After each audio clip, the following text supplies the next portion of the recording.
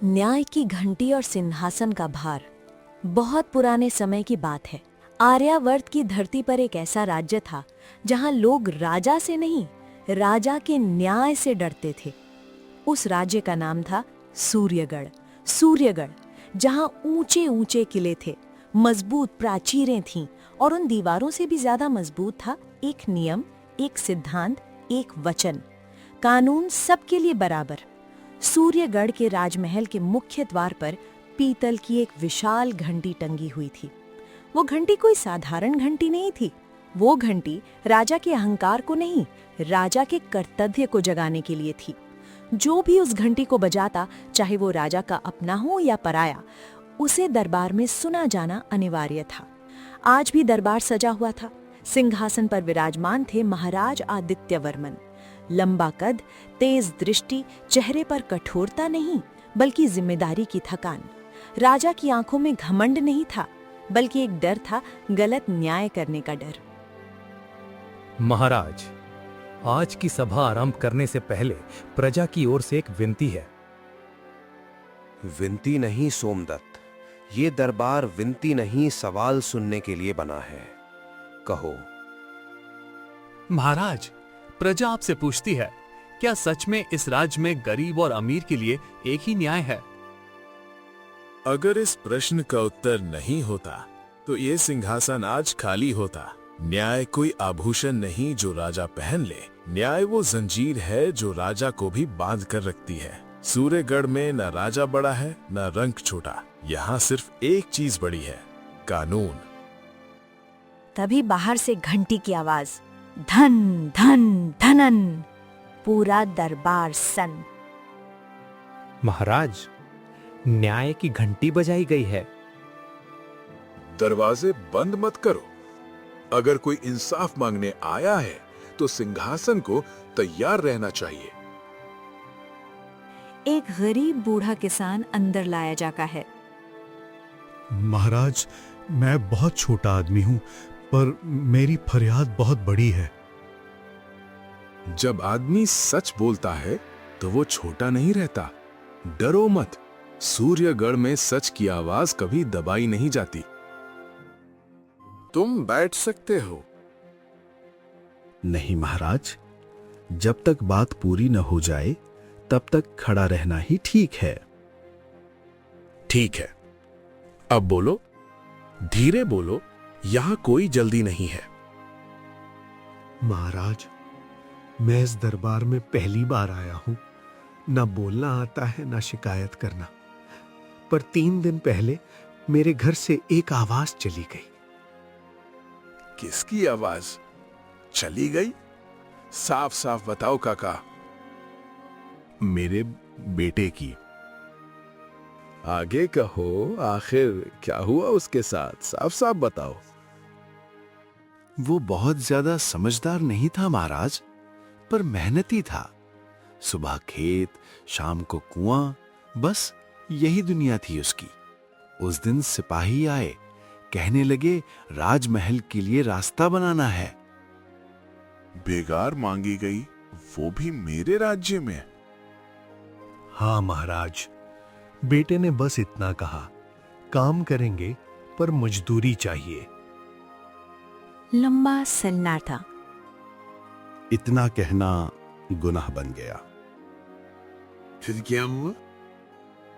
एक सिपाही आगे बढ़ा, डंडा हाथ में था। बोला, राज्य के काम में सवाल नहीं होते। पहला वार पेट पर पड़ा, दूसरा पीठ पर, तीसरे के बाद वो जमीन पर गिर गया। क्या तुमने रोका? रोकने की कोशिश की महाराज, पर मेरे हाथ कांप रहे थे और उनके हाथ में डंडा था और वर्दी। राजा आंखें बंद कर लेते हैं, फिर खोलते हैं। उस सिपाही को बुलाया जाए। कुछ देर बाद सैनिक लाया जाता है। जय महाराज। बोलिए महाराज, मेरे लिए क्या हुक्म है? तुम्हारा नाम क्या है? रघु। रघु? 3 दिन पहले इस गांव में गए थे। हाँ महाराज। क्यों? काम था, हुक्म था। क्या तुमने इस किसान के बेटे को मारा? महाराज, मारा नहीं, बस क्या? डंडा चला खा। कितनी बार? 3 बार। और तीसरी बार के बाद वो लड़का उठ सका? नहीं महाराज, जब पहला वार किया तब क्या सोचा? सोचा काम करवाना है। और दूसरे वार पर गुस्सा आ गया था महाराज। तीसरे पर कुछ नहीं सोचा महाराज। यही सबसे बड़ा अपराध है रघु। जब आदमी कुछ नहीं सोचता तभी सबसे बड़ा पाप होता है। महाराज, हुक्म ऊपर से था। ऊपर से सिर्फ एक हुक्म है, कानून। अगर हर सिपाही हुक्म के नाम पर किसी को मार दे तो राजा की जरूरत नहीं पड़ेगी, कब्रिस्तान काफी होंगे। तुम्हारा बेटा वापस नहीं आएगा, मैं ये झूठ नहीं बोलूंगा, लेकिन उसकी मौत फाइल में बंद नहीं होगी। उसका नाम इस राज्य के कर्ज में लिखा जाएगा। ये सैनिक सेवा से हटाया जाता है, कानून के अनुसार सजा पाएगा और राज्य इस किसान के परिवार की जिम्मेदारी लेगा। महाराज, आज मेरा बेटा नहीं लौटा, पर अब डर नहीं है। आपकी कृपा से मेरी बच्ची जिंदगी गुजर जाए। जहां डर चला जाए वहीं से न्याय शुरू होता है। न्याय हमेशा शोर में नहीं होता। कभी कभी वो चुप बैठा रहता है और देखता है कि अगला झूठ कितनी दूर तक चलता है। सूर्यगढ़ का दरबार आज भी भरा हुआ था, पर लोगों की आंखों में एक सवाल अटका हुआ था। अगर राजा वर्दी के खिलाफ जा सकता है तो क्या वो सोने के खिलाफ भी जाएगा? मंत्री सोमदत्त धीरे से आगे बढ़ता है, राजा को देखकर रुक जाता है। जो कहना है साफ कहो सोमदत्त, आज शब्द बचाने का दिन नहीं है।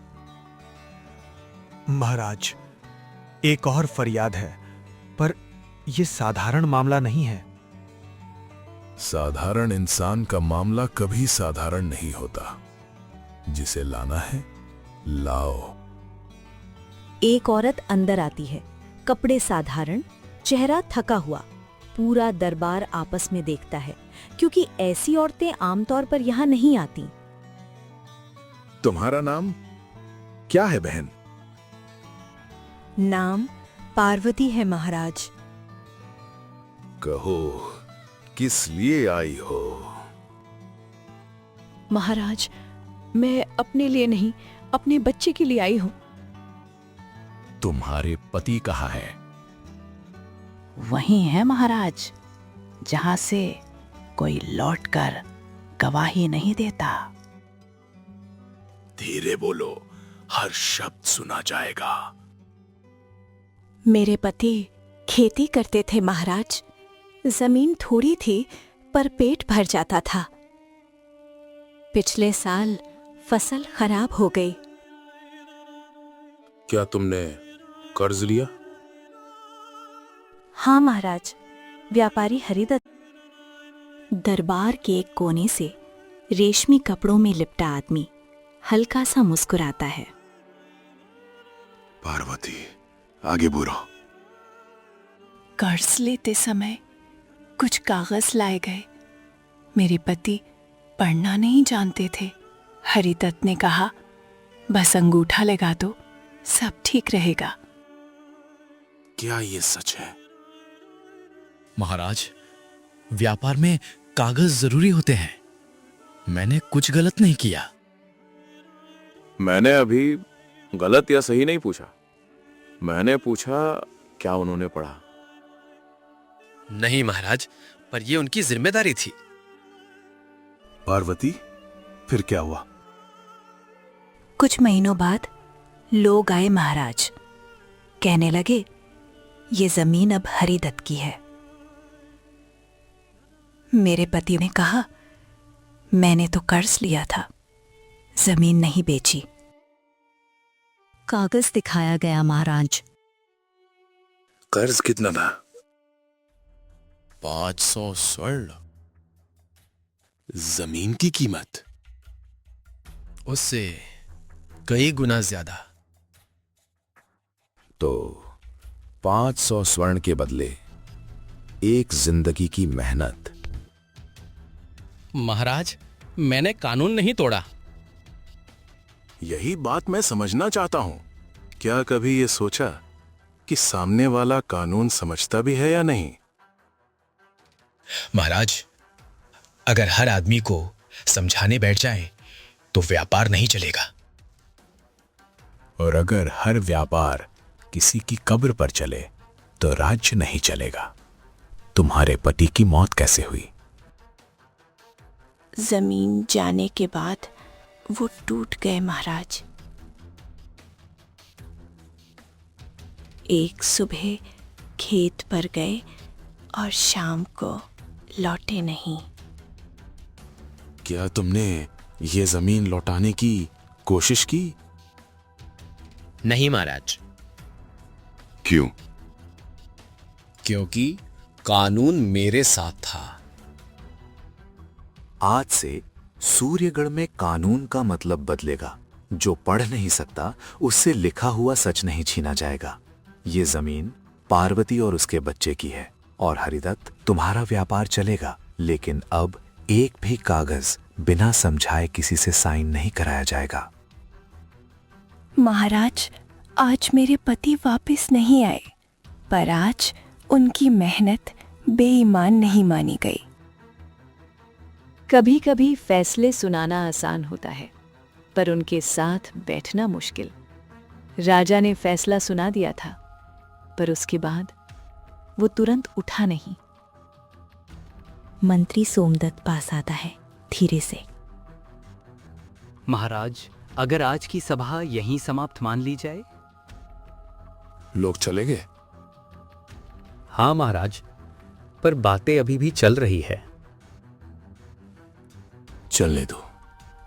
अगर लोग बात नहीं करेंगे तो डरेंगे, और डर से अच्छा है बात।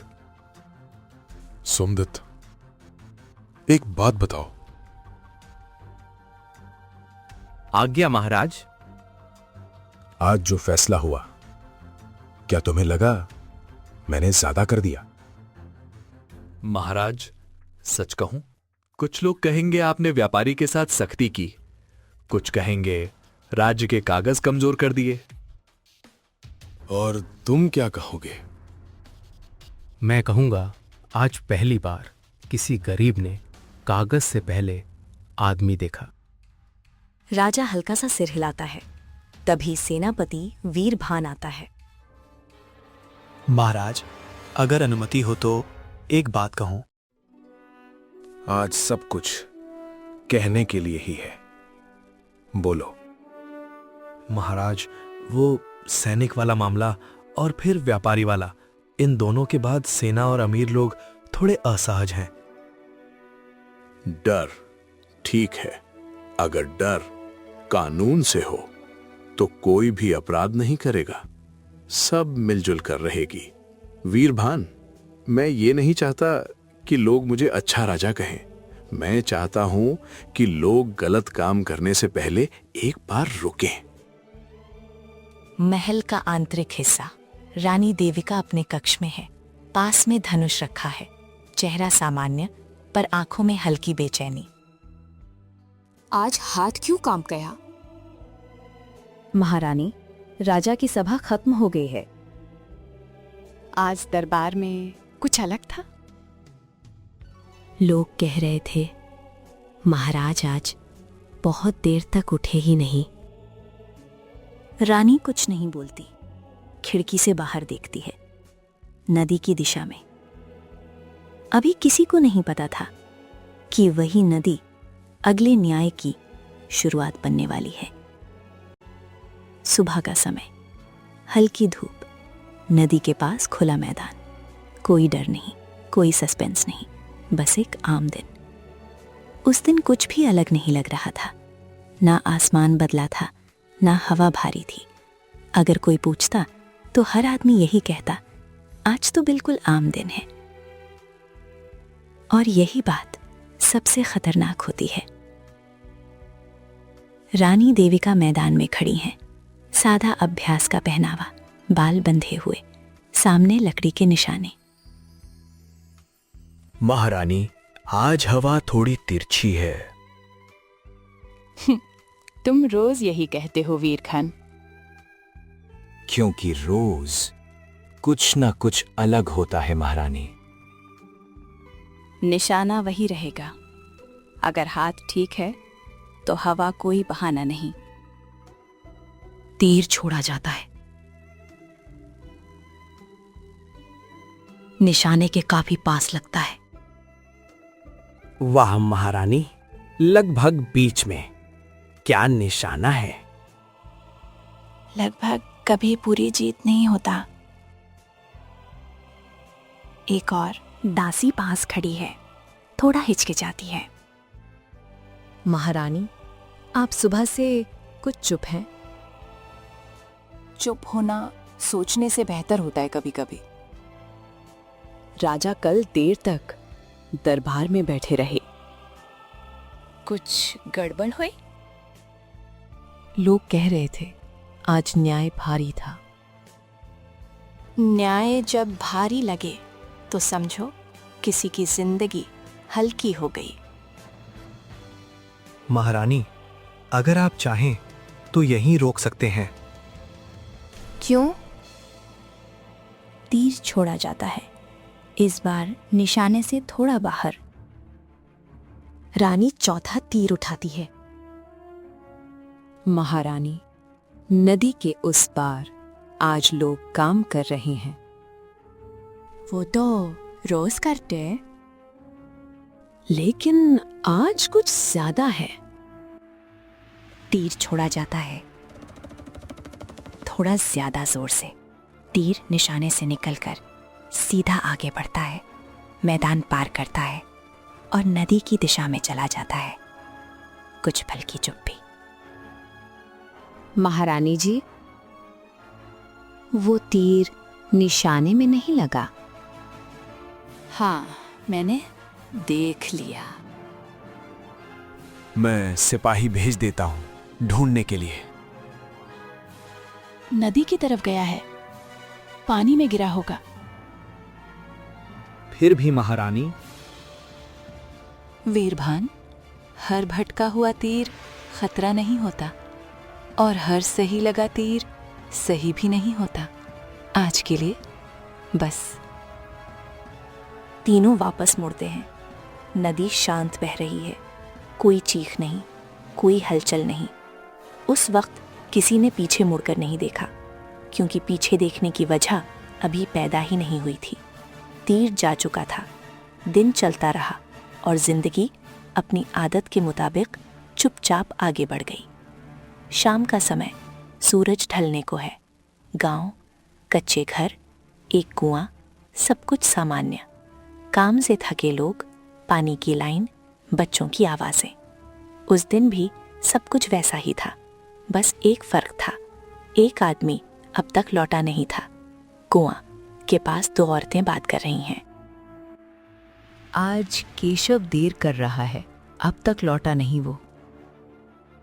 हाँ, नदी की तरफ गया था ना, अब तक आ जाना चाहिए था उसे। हाँ, कह रहा था आज ज्यादा काम है। वो रोज तो सूरज ढलने से पहले लौट आ गए। कभी कभी देर हो जाती है। दोनों चुप हो जाते हैं। केशव का घर, पत्नी गंगा दरवाजे पर खड़ी है, आसमान की तरफ देखती है, फिर रास्ते की तरफ। इतनी देर? वो अब तक घर नहीं आए? अब तक तो आ जाना चाहिए था। पता नहीं कहाँ पर रह गए आज।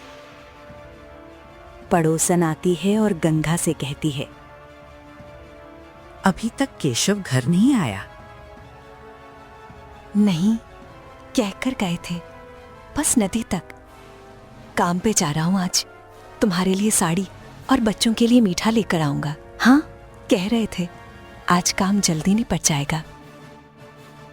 मैं लड़कों को भेज दूं देखने? अभी नहीं, शायद रास्ते में रुक गए हों।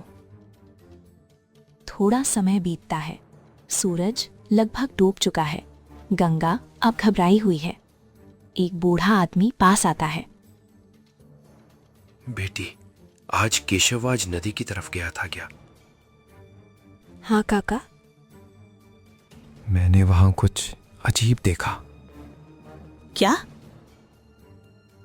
पानी के पास लोग जमा थे और एक तीर पड़ा था। गंगा का चेहरा सफेद पड़ जाता है। तीर? हाँ, शाही तीर। चलो बेटी, खुद देख लो। कुछ लोग इकट्ठा होते हैं। मशालें जलाई जाती हैं। नदी किनारे अंधेरा घिर रहा है। पानी शांत है। जमीन पर एक शरीर पड़ा है। वो पास जाती है, घुटनों पर बैठ जाती है। केशव, उठो, देखो, मैं आ गई। कोई जवाब नहीं। एक आदमी झुककर देखता है। उसके सीने में खून से सना तीर दिखता है। सब चुप। ये किसका तीर है? राजमहल का। अगर ये राजमहल का है तो इंसाफ भी वहीं से मिलेगा। उस शाम गांव में कोई नहीं रोया जोर से, क्योंकि जब सदमा गहरा हो तो आवाज नहीं निकलती। और उसी रात एक औरत न्याय की घंटी बजाने वाली थी। महल के बाहर का रास्ता, आसमान में बादल, हल्की हवा, दूर कहीं कुत्तों के भौंकने की आवाज। रात सबके लिए एक जैसी नहीं होती। किसी के लिए वो आराम लेकर आती है और किसी के लिए हिम्मत। उस रात गंगा सोई नहीं थी, क्योंकि जिस घर में लाश रखी हो वहां नींद दरवाजे तक भी नहीं आती। गंगा अपने घर के बाहर बैठी है। अंदर केशव का शरीर कपड़े से ढका हुआ। पास में उसका छोटा बच्चा सोने की कोशिश कर रहा है। अम्मा, बाबा कब उठेंगे? अभी नहीं बेटा, बाबा बहुत थक गए हैं। गंगा की आवाज अटकती है, पर वो खुद को संभालती है।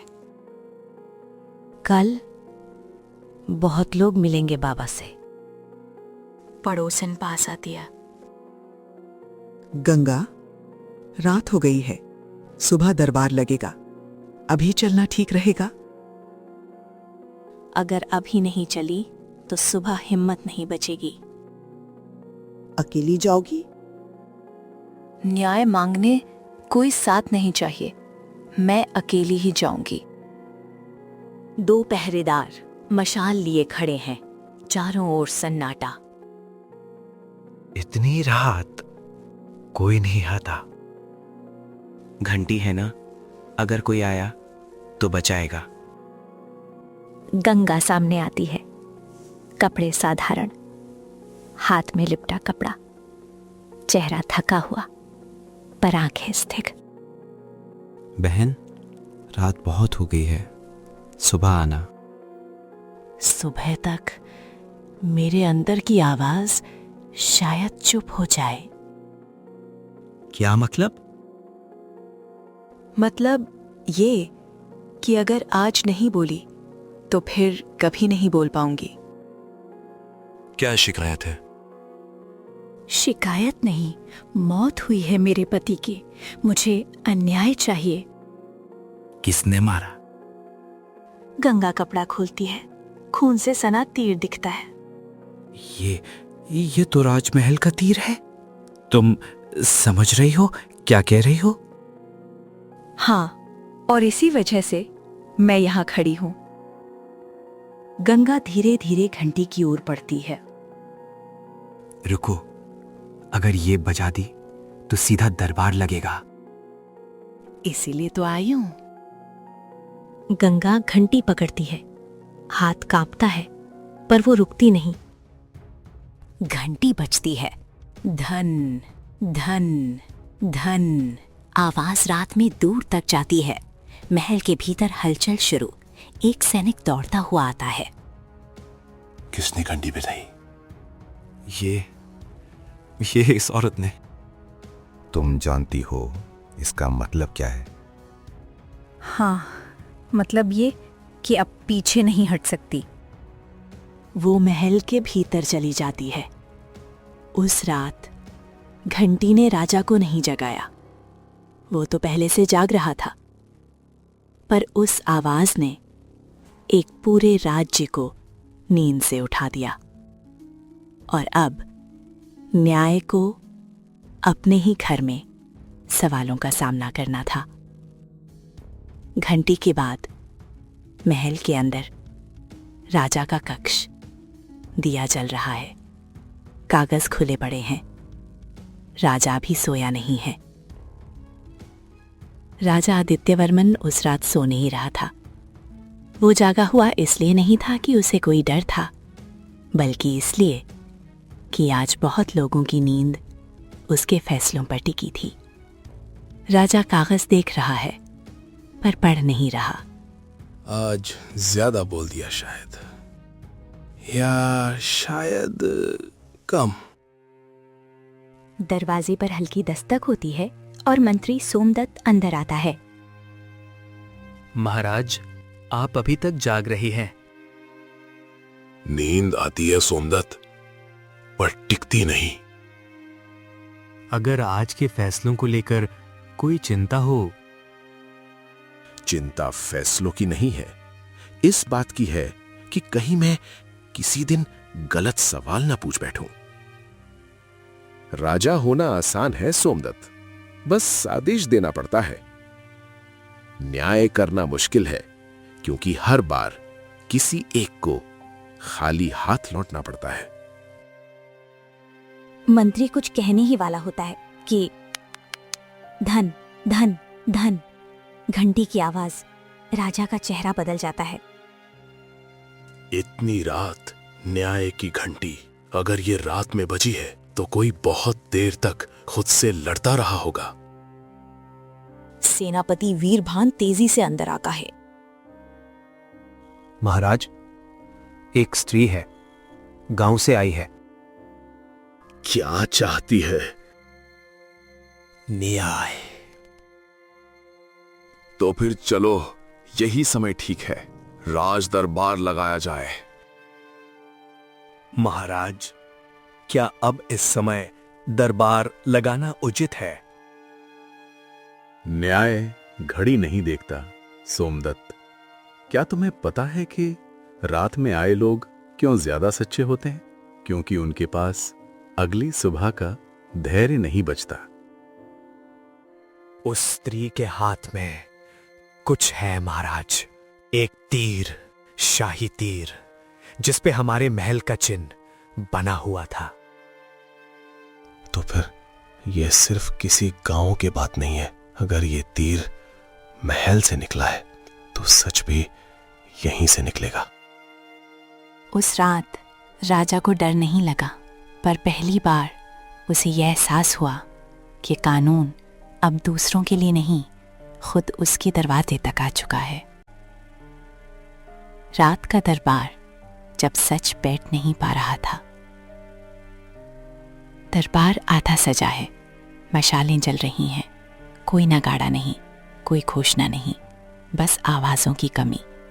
रात का दरबार दिन के दरबार जैसा नहीं होता। यहाँ लोग दिखाने के लिए नहीं आते, यहाँ लोग क्योंकि और कोई रास्ता नहीं बचता इसलिए आते हैं। गंगा अंदर लाई जाती है, कपड़े साधारण, आंखें सूजी हुई पर नजर सीधी, हाथ में कपड़े में लिपटा तीर। बैठ जाओ। नहीं महाराज, अगर बैठ गई तो बोल नहीं पाऊंगी। ठीक है, जैसा तुम्हें सही लगे। तुम्हारा नाम क्या है? मेरा नाम गंगा है, मैं नदी के पार वाले गांव से हूं महाराज। इतनी रात यहां आने की वजह?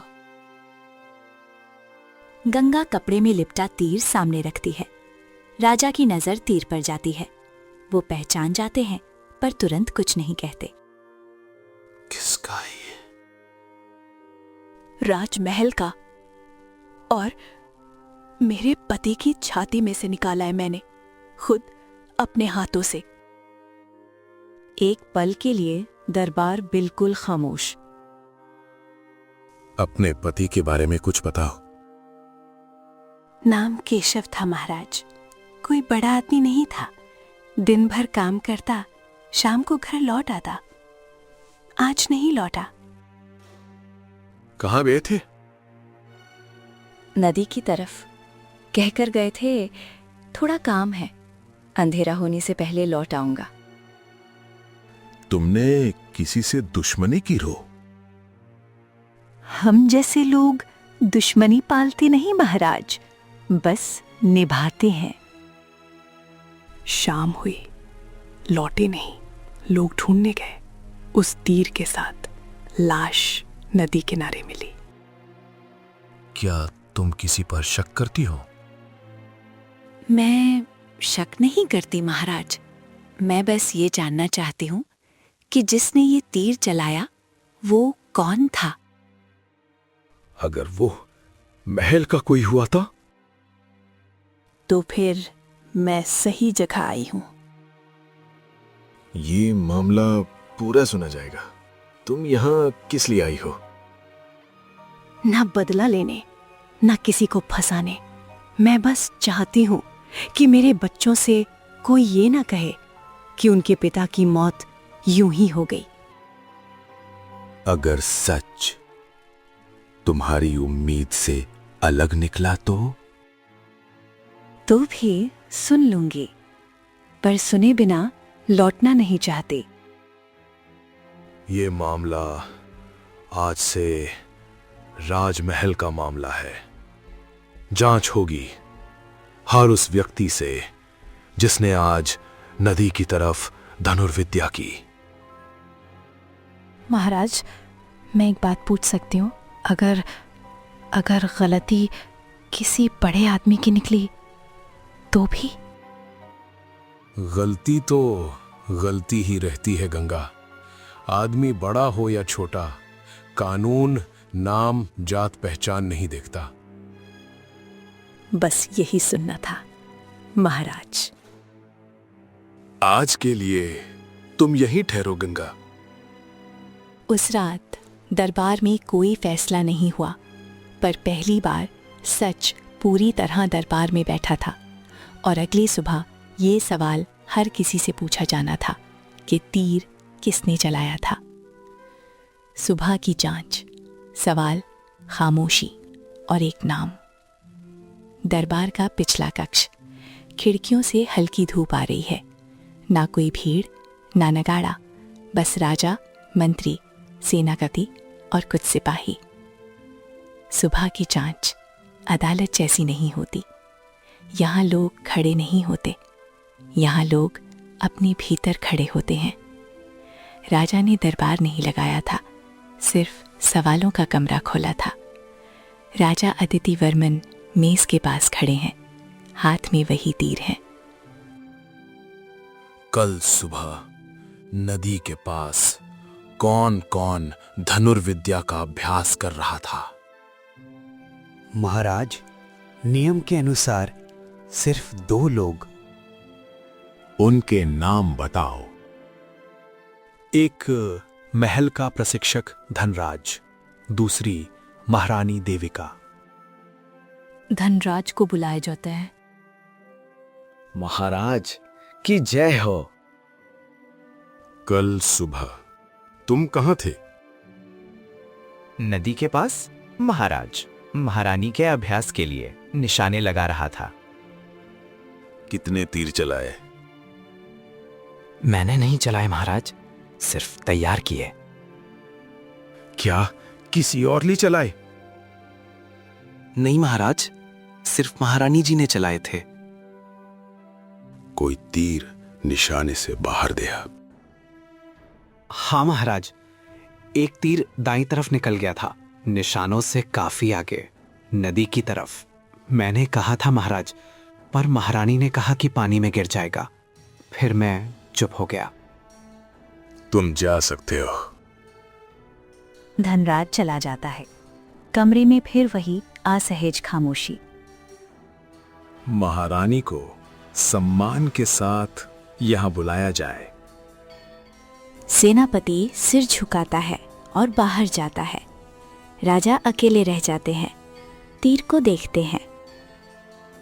अगर यही सच है तो सबसे पहले मुझे खड़ा होना पड़ेगा। रानी देविका भीतर आती हैं, चेहरा शांत, पर आंखें जैसे बहुत कुछ समझ चुकी हैं। आपने बुलाया? महाराज। हाँ, बैठो। नहीं, आप बोलिए, मुझे यहाँ क्यों बुलाया गया है? कल सुबह तुमने अभ्यास किया था। एक तीर निशाने से बाहर गया था, नदी की तरफ। हाँ? और उसी जगह एक आदमी मरा पाया गया। शाही तीर उसके सीने में घुसा पड़ा था। रानी की सांस एक पल के लिए रुकती है। क्या? उसकी पत्नी रात में यहां आई थी। मैं तुमसे सिर्फ सच पूछ रहा हूं। मुझे नहीं पता वहां कोई था। पर तीर तुम्हारा था। अगर मुझसे अनजाने में कुछ हो गया हो तो आप जो सही समझें। अब ये मामला पति पत्नी का नहीं है, ये मामला कानून का है। उस सुबह सूर्यगढ़ ने देखा कानून अब सिंहासन की तरफ चल पड़ा है और अगला सवाल पूरे राज्य को हिला देने वाला था। दरबार और वो फैसला जिससे कोई बचना चाहता था। सुबह का पूरा उजाला, पूरा दरबार भरा हुआ। आज कोई उत्सव नहीं, कोई शोर नहीं। लोग चुप हैं, जैसे पहले से कुछ जान गए हों। कुछ दरबार फैसले सुनाने के लिए लगते हैं और कुछ दरबार इसीलिए लगते हैं ताकि राजा खुद से झूठ ना बोल पाए। आज का दरबार दूसरी किस्म का था। राजा आदित्यवर्मन सिंहासन पर बैठते हैं, चेहरा थका हुआ पर आंखें साफ। आज कोई फरियाद नहीं सुनी जाएगी। आज सिर्फ एक सच रखा जाएगा। कल रात एक स्त्री यहां आई थी। उसके पति की मृत्यु हुई थी एक शाही तीर से। आज सुबह जांच हुई और जांच में यह साफ हुआ कि कल सुबह नदी के पास धनुर्विद्या का अभ्यास किसने किया था। वो है मेरी पत्नी रानी देविका। पूरा दरबार जैसे सांस लेना भूल जाता है। मैंने पूरी रात इस बात से लड़ाई की है कि ये बात यहां कही जाए या नहीं, और अगर मैं इसे छुपा लेता तो शायद आज का दिन मेरे लिए आसान होता, पर तब मैं राजा रह जाता, न्याय नहीं। रानी देविका आगे आती हैं, चेहरा शांत पर आंखें नम। अगर मेरी गलती से किसी की जान गई है तो मैं कोई बहाना नहीं दूंगी। देविका, ये दरबार तुम्हें कटघरे में खड़ा करने के लिए नहीं है। ये दरबार इंसाफ करने के लिए है, क्योंकि अगर राजा की पत्नी से अनजाने में अपराध हुआ तो पहला दोष राजा का होता है। महाराज, ये अन्याय होगा आपके साथ। नहीं मंत्री, न्याय कभी किसी के साथ अन्याय नहीं करता सोमदत्त। कानून क्या कहता है? अनजाने में हुई हत्या भी अपराध मानी जाती है और सजा, दंड और प्रायश्चित। तो फिर यहां कोई छूट नहीं होगी। गंगा, तुम्हारे पति को यह दरबार वापस नहीं ला सकता, पर यह दरबार ये झूठ भी नहीं बोलेगा कि कुछ हुआ ही नहीं। कानून कहता है जिसके कारण एक स्त्री विधवा हुई। वो खंजर आगे बढ़ाते हैं। उसे भी विधवा होने का दर्द समझना चाहिए। अगर तुम चाहो तो ये खंजर तुम्हें सौंपा गया है। महाराज, मेरे पति इसलिए नहीं मरे थे कि मैं किसी और को मारूं। अगर आप मर जाएंगे तो मेरे बच्चों को कौन बताएगा कि कानून अब भी जिंदा है? यही जवाब मैं सुनना चाहता था। अब से मैं गंगा और उसके बच्चों की पूरी जिम्मेदारी लूंगा और रानी देविका राजसी सुखों का त्याग करेंगी। आज से इस राज्य में कानून राजा से भी ऊपर है। उस दिन दरबार नहीं गूंजा, पर इतिहास चुपचाप लिखा गया। अब जरा आप बताइए, आपको किस तरह की कहानियां ज्यादा पसंद हैं? डरावनी, जादुई, रहस्यमयी? कमेंट में जरूर लिखिए। और अगर कहानी अच्छी लगी हो तो चैनल को सब्सक्राइब कर दीजिए। अगली कहानी उसी पर बनेगी।